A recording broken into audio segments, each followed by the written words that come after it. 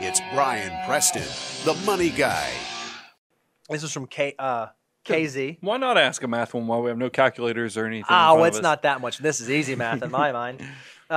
Started a sole proprietorship after a year of planning. First of all, that's great. I love hearing that. Congratulations. Good for you. We live off of my spouse's salary. Should we start to pay off a second mortgage at 5%, or should we do a solo 401k? And he gave me the numbers. It's somewhere between $3,000 to $10,000 in 2021. So I'm starting a sole proprietorship. Sounds like it's going to have some income coming through it. Should I prioritize debt payment on a second mortgage at 5%, or should I do a solo 401k with that $3,000 to $10,000?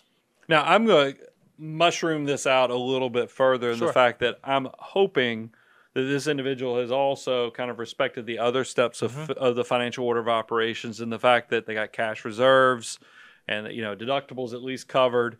Now, I do like the fact that, because we all know, solo 401ks, really powerful, because they take the power of like a SEP IRA, which is employer contributions only. A solo allows you to do salary deferrals and then also to do profit sharing. These are all tax-favored investment styles that you can do as a self-employed individual. A solo 401k gets you out of all the annual testing until it reaches about $250,000 in assets.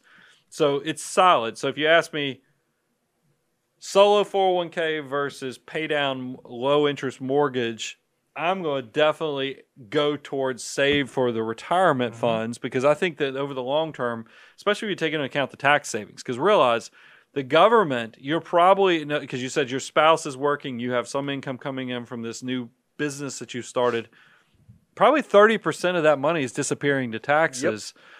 You potentially could get that from the government through tax savings. Let the army of dollar bills start working for you sooner, and then still accomplish paying down that low interest debt as you get older and the business is a little more stable and you've already built up the nest egg. Yeah, I would agree wholeheartedly. The tax rate savings versus the low interest savings, 30% versus 5%, that's not hard math to do. Here's the only thing that I would caution you, or just make sure you're thinking about.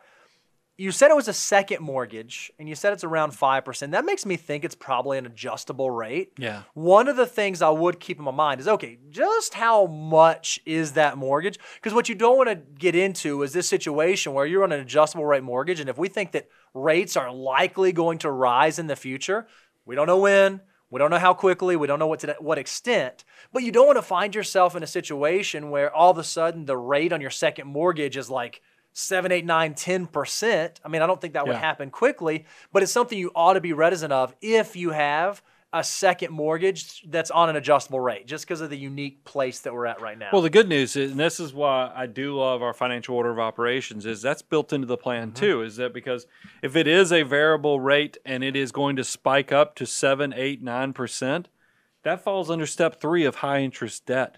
So, I mean, look at you have to take into account all those variables. We've tried to give you the roadmap so that you can make the right decision for your personal situation, because everybody's different. You have to take into account your variables, and that's why we've tried to give you the backbone, the structure, so that you can actually make the right decisions. Love it.